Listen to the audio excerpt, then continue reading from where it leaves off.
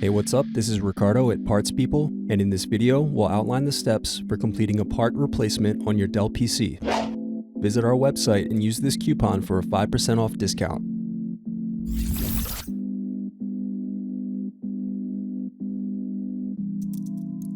Unscrew and remove bottom base.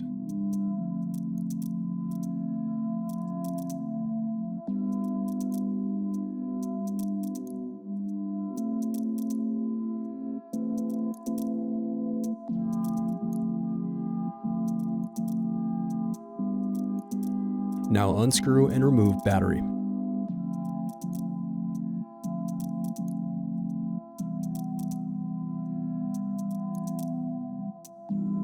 Disconnect power button.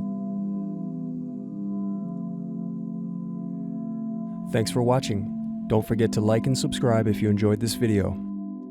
And if you need more, check out this playlist to watch other tutorials for your laptop. You can also click here to find parts for your laptop at partspeople.com.